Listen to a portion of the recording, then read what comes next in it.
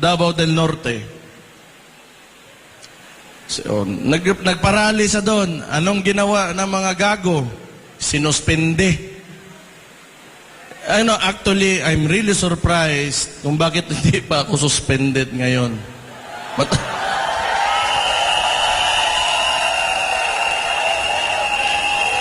Siguro,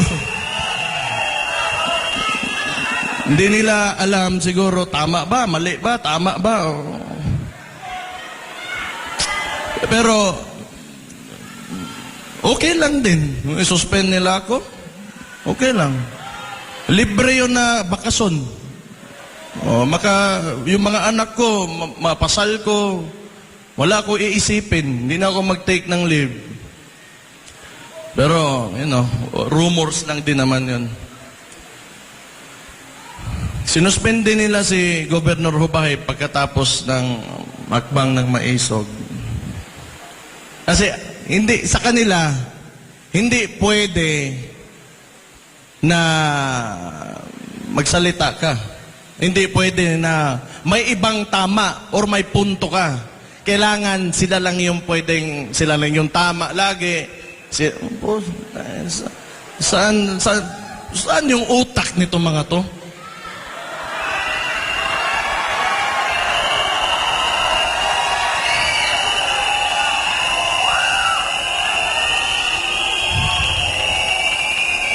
Pumunta kami ng Bulacan. Ang hakbang ng Maisog, nag-attempt sa Bulacan, hindi natuloy. Ang dami nilang exhibition, gamit pa yung mga tao sa gobyerno. Sa Dumaguete, it was the same thing. Pumunta kami ng hakbang ng Maisog, andon, kasama si former President Rodrigo Roa Duterte. Nilagyan nila ng mga truck yung part kung saan dapat yung demonstration. So, bakit ganun ba kasupot talaga yung mga galawan ng itong mga to? Di na lang pwedeng hayaan na lang. Maglaro lang kayo ng patas. Sumatotal, wala man talagang masasaiyo ang lahat nitong mundong ito. Walang ganun. Walang ganun. Kung sabihin mo, napakagaling mo, may isa talaga, dalawang tao dyan na will disagree with you. And hindi pumapasok sa utak nila. Kaya nga, hindi ko sobrang extreme yung thought process ng mga tao na ito. Pagkatapos Dumaguete, so kailangan naming lumabas, lumipat, yung mga tao naglakad papunta sa ibang park kung saan tinuloy yung demonstration. So, pahihirapan ka talaga nito nila. Pagkatapos naman, yung malala sa Tacloban, yung ginawa nila, naglagay pa rin ng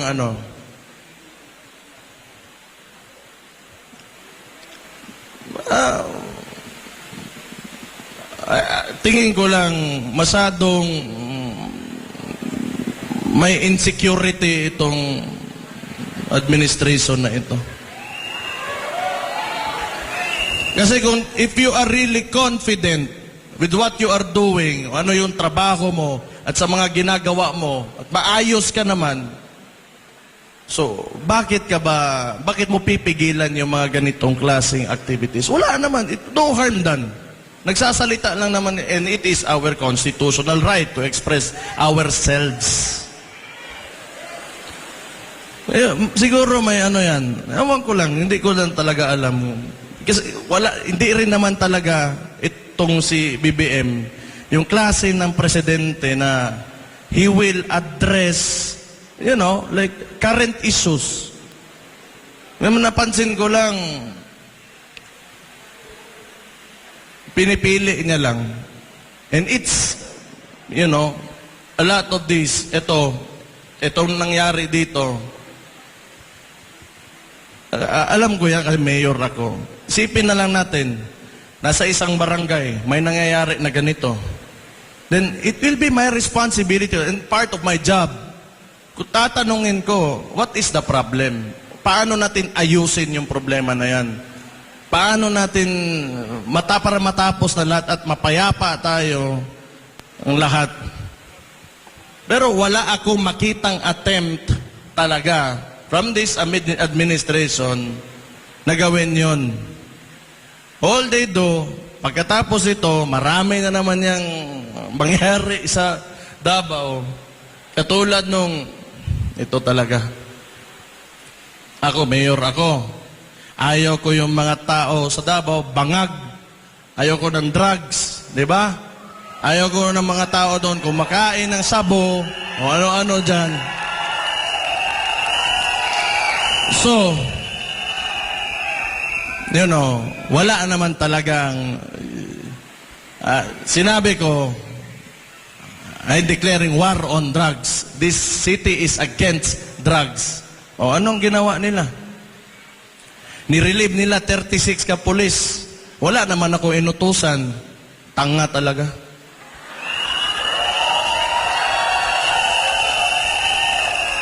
Kung yun,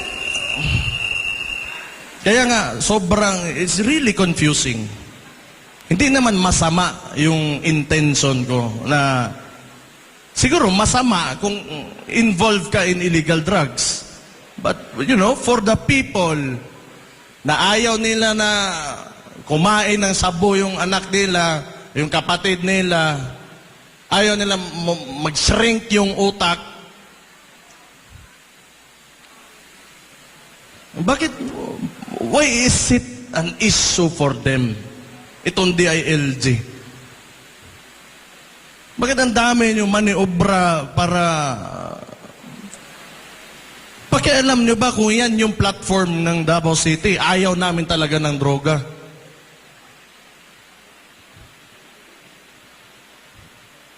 What? So,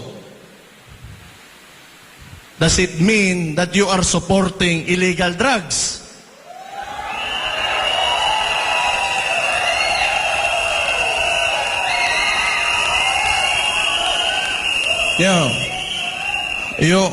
The declaration on war on drugs is because I am concerned of the welfare of the Davaoenos. Tapos gusto nilang barahin, sira ulo.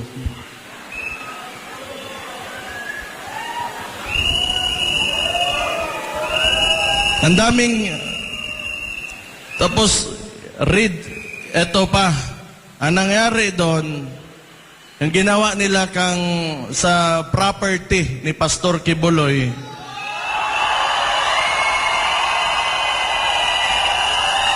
this is a very recent one.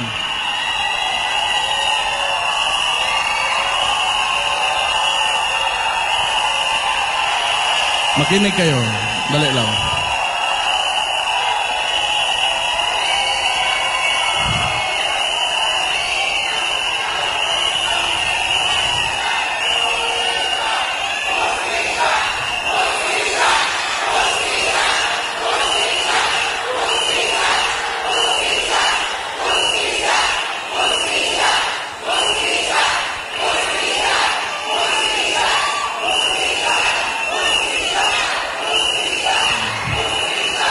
Tama talaga. Yan ang wala talaga sa Pilipinas. Hustisya.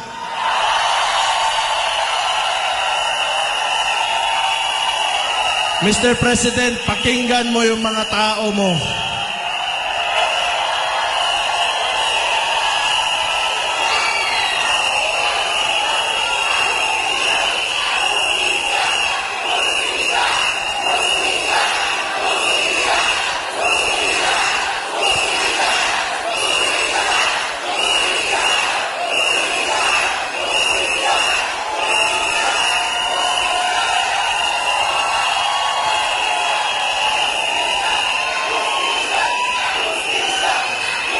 Ayan.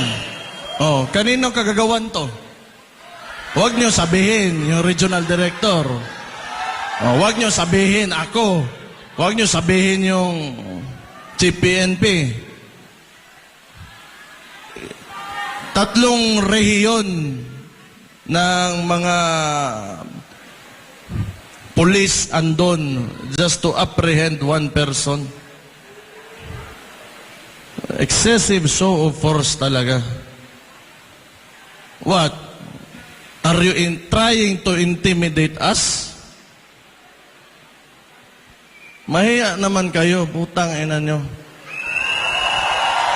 Ang mga tao ang naglagay sa inyo dyan.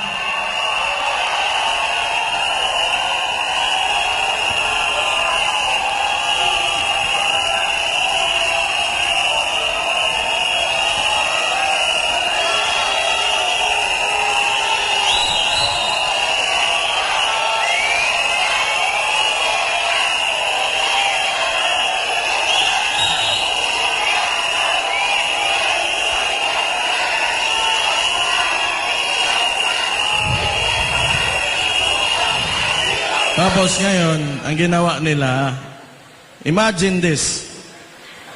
Pagkatapos ng mangyari yon, hindi siguro nila nakuha yung gusto nila, nirelieve nila yung mga polis na sila rin naman nag-utos. Puta, si Raulo talaga.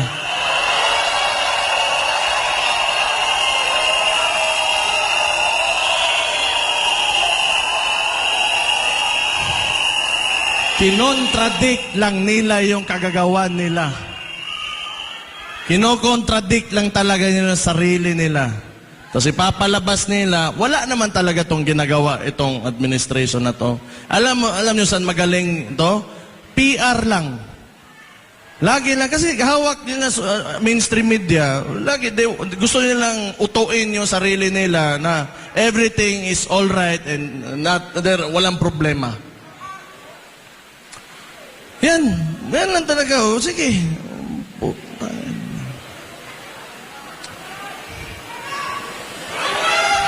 Tapos gusto pa ng...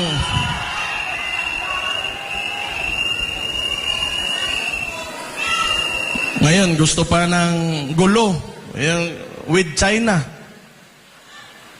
Pwede ka naman, you can approach, the best way to approach, especially pag territorial conflict is through diplomacy talaga yan.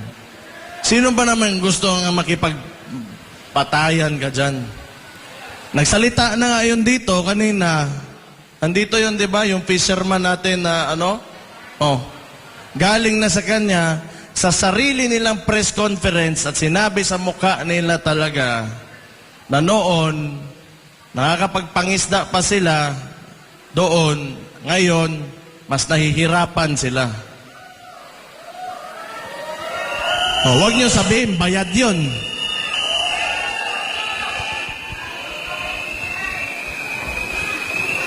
Kailangan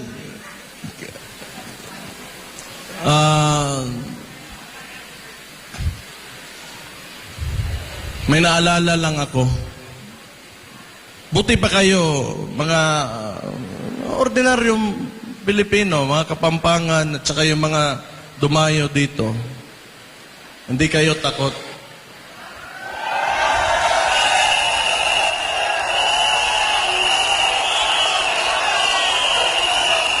Pero, tingnan natin yung Congress natin ngayon at yung Senado. May maisog ba? Ni isa wala. Sabagay, ang lehislatura, mukhang pera talaga yung mga yan. Sana wag lang sila magalit kasi totoo naman. Mukhang pera na. Hindi siguro lahat, pero mukhang pera yung mga yan. Kasi power, the legislative body is the power of the purse. Diyan dumadaan lahat ng pera eh. So, lahat ngayon, soft projects, katulad nung may video, sa Davao, sa Digos, may binigay na ayuda, kinuha ng barangay yung 8,000, ang binigay doon sa recipient is only 2,000. So, pag soft projects talaga, mabilis lang yan. And they are all funneling the budget on soft projects. So, Kayo na bahala mag-isip kung ano yan.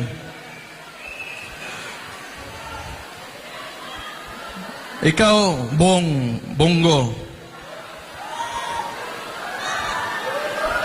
Kumpare ta ka. Pero kung alam ko lang pala na magkakaganito, yung mga tao, yung mga yung nagboto kami, mga Dabawinyo, nagboto kami sa Imuhabong. Kung alam ko lang na ganito lang pala yung gagawin mo, sana hindi na lang.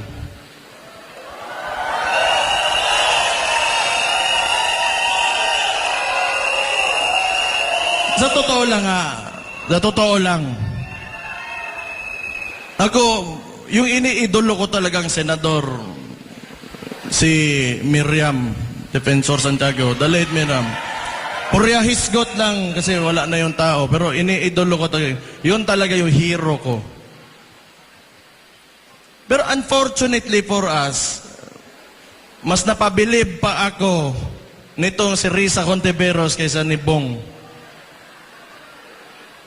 Kasi ever since talaga, nasa previous administration, kalaban yan hanggang ngayon consistent yan, at di talaga natatakot yan. Pero, maglalagay tayo ng mga, you have time, pare, Bong, na kahit you have time to redeem yourselves. Ihatag ni, pakita sa MOA that you will stand by the Filipino people.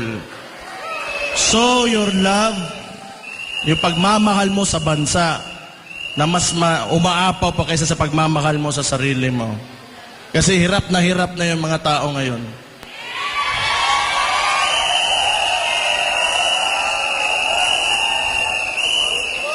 Ikaw pa naman, pramisan ka ng 20 pesos na bigas. Typical na talaga, textbook na scam. Wala. Talaga, pangloloko lang talaga nakikita ko. Abuse of authority, lahat ng pinapakita ng administrasyon na to is not a good example, for our current leaders and our future leaders. Kung yan yung pinapakita na ugali, kultura, and ways of handling government, then kawawa naman yung Pilipinas talaga. Kawawa naman. Sana naman matapos na tong yung practices ng mga trapo talaga. Nakakapagod na rin. Sa tagal na panahon, yung problema talaga ng Pilipinas, alam nyo, corruption talaga. Corruption talaga. Magandang gawin, naiisip ko, ibalik mo yung death penalty. Isama mo yung corruption, plunder, bribery. Tingnan natin kung may tatakbo ba andyan sa Congress at Senado na yan.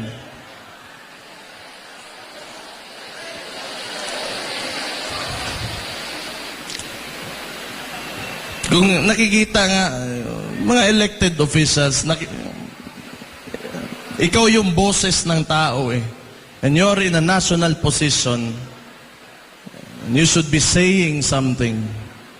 Especially when it's very clear, kitang-kita na ng lahat, the atrocities of what the administration is doing. And you should say something.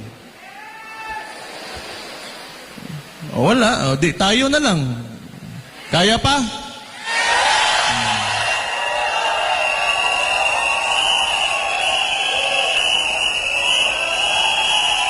Pero alam nyo, hindi ako naniniwala na hindi kaya talaga ng Pilipino. Kailangan lang talaga may faith lang kayo, may paniniwala lang kayo na maiangat talaga natin yung bansa natin. Kasi kung hindi, wala sana tayo ngayon dito. Kasi mas gusto pa natin na mas maganda pa talagang kinabukasan para sa ating lahat, sa bawat Pilipino. And thank you for being with me tonight dito sa Pampanga, sa Hakbang ng Maisog.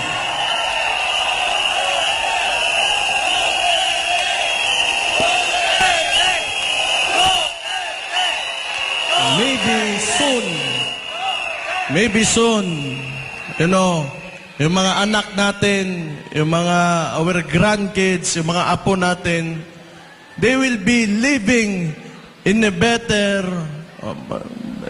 Philippines, na mas maganda, mas maayos, mas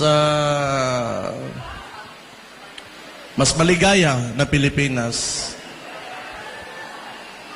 So, salamat for being with us sa Hakbang ng Maisog.